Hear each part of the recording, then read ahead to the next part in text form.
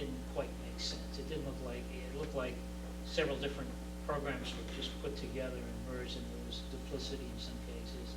So ITAC had said that we ought to really take a look at this and work this issue, and then come up with, you know, a plan that covered the needs and could be staged, and, you know, took advantage of what existed and found a way of migrating from an old system to a new system in a way that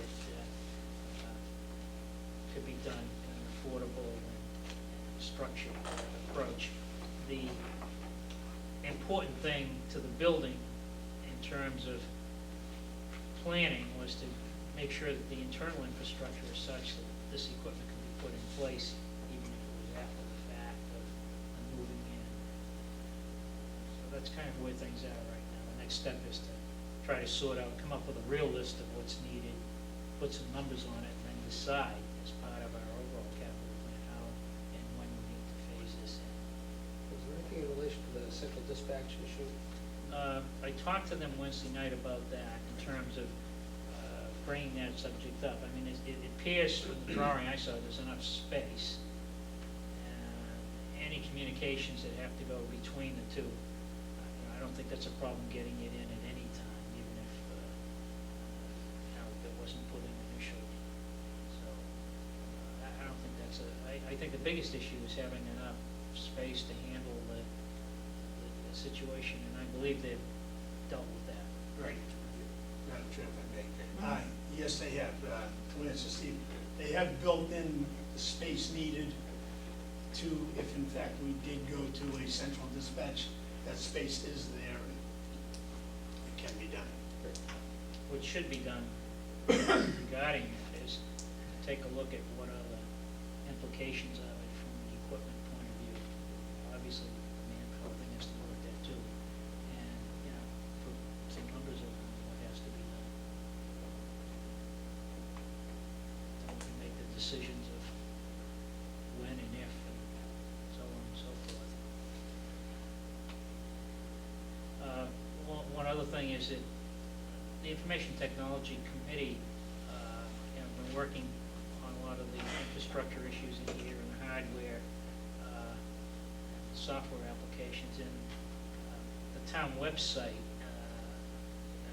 There's been some planning done, but not a lot of progress made. And it would be nice if we could find a couple of additional volunteers, citizens that are interested in participating in the development of the town website.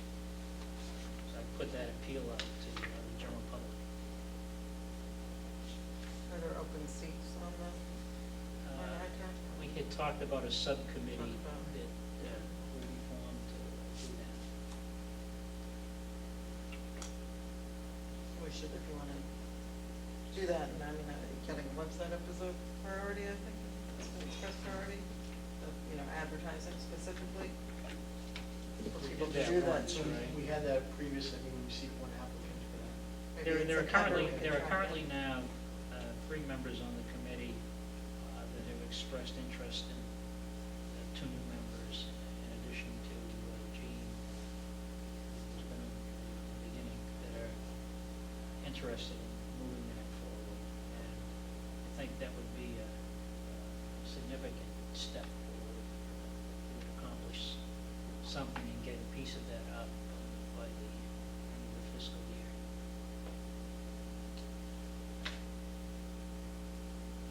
Anything else?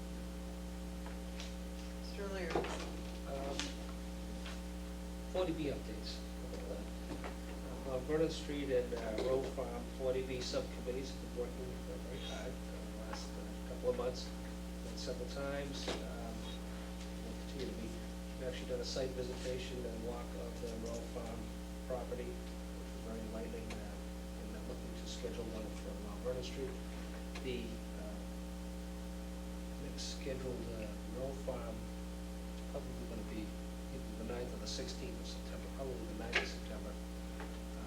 And I believe the 26th of August is the Mount Vernon Street next subcommittee meeting, if anybody's interested. So, Mount Vernon Street proposal has been whittled down from 44 units to 40 units.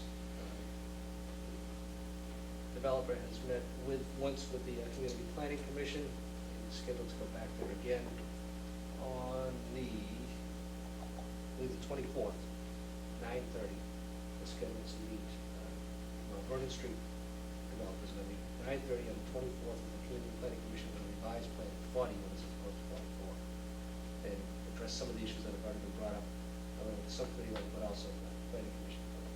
So again, any residents in the area who are interested should attend the CPC meeting, as well as welcome to attend any of the subcommittee meetings. The only other matter is, I was delinquent on my responsibilities here a couple of weeks ago because I was tied up with the 11-year-old Little League All-Star team. This was reported in the paper.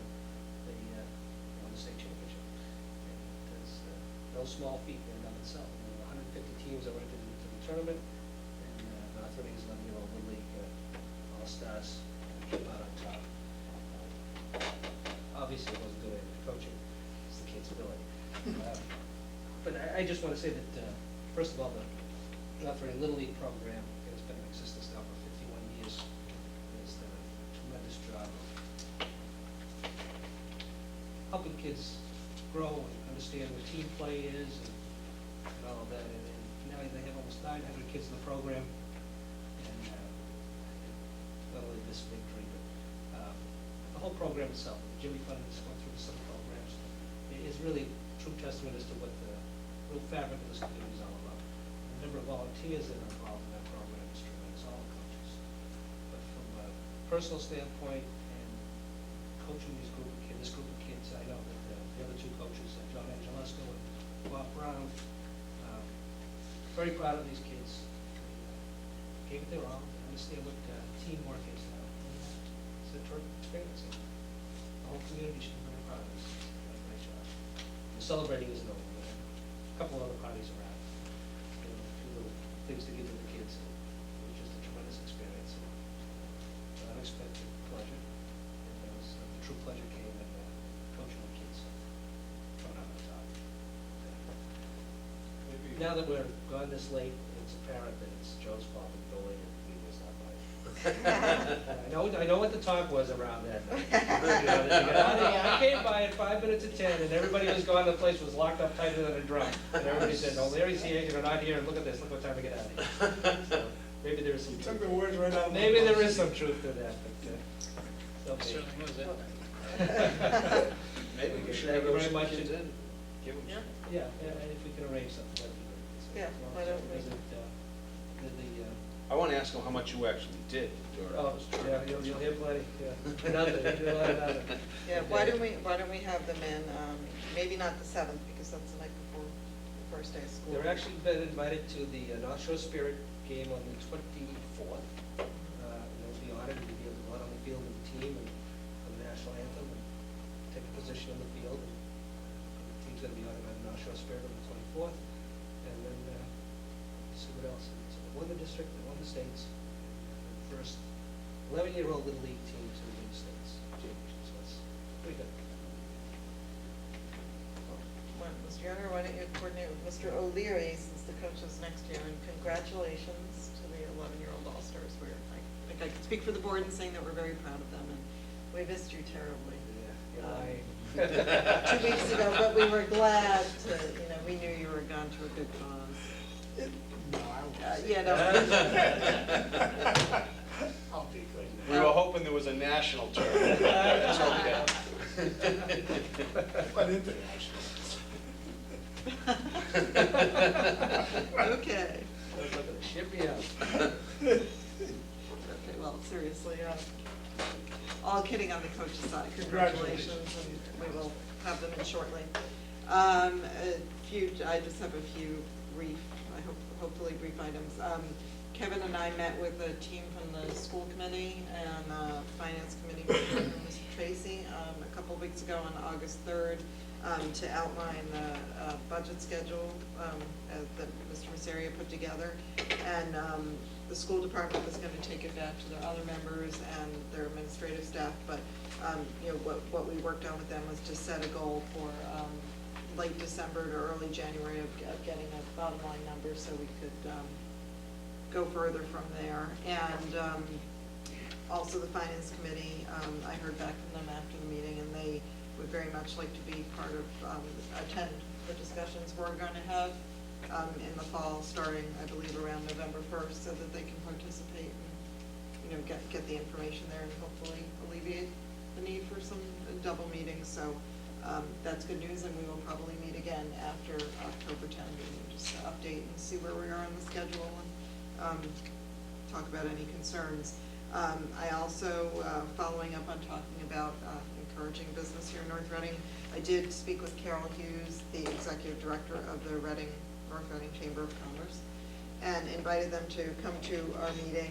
Their next meeting is not until September 8th, so probably they will come to a meeting either September 20th or after October town meeting, which, given our schedule for early September, probably works out well. So we'll look forward to having them here for a discussion of what they're doing as a group, and to talk a little bit to them about how they feel they could be supported by their members could be supported by North Reading.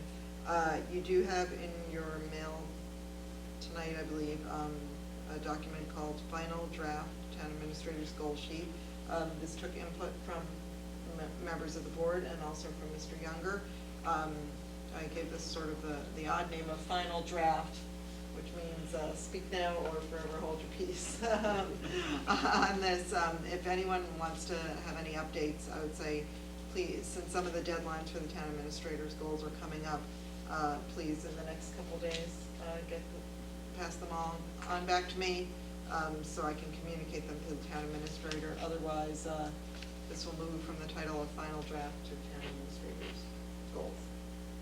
And finally, I alluded to, on September 13th, we have a public hearing, and we had talked about the request for proposals on the cell tower, and the town administrator does have them ready, except I thought that there was perhaps a piece of the puzzle that the board here should address, which is to have a public hearing before those requests for proposals go out, so we can get public input, and anything needs to be changed in those. And I was going to suggest that we do that on September 13th, and we can set a time certain, hopefully set a time certain in our meeting. We could even perhaps do it first, so that the proposals can then go out. So I thought that we should do that, as a board. So if there's no objection, we'll schedule that and talk about doing it again for a time certain, so we can get the citizens petitions in and that in without making anyone wait unduly. And after that, after we've taken public input,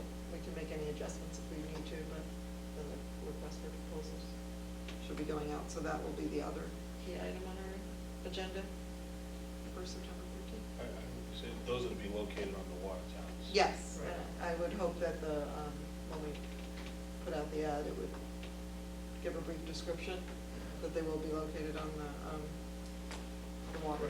We have to notify butters.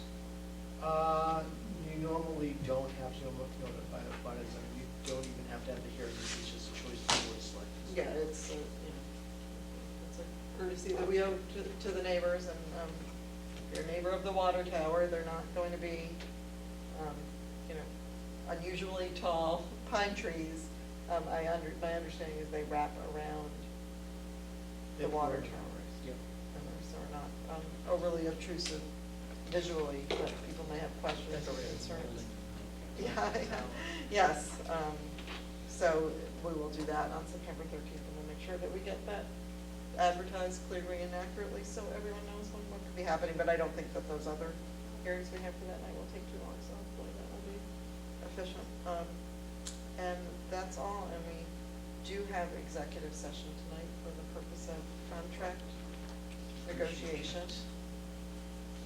after which we'll adjourn. So, does anyone have anything further?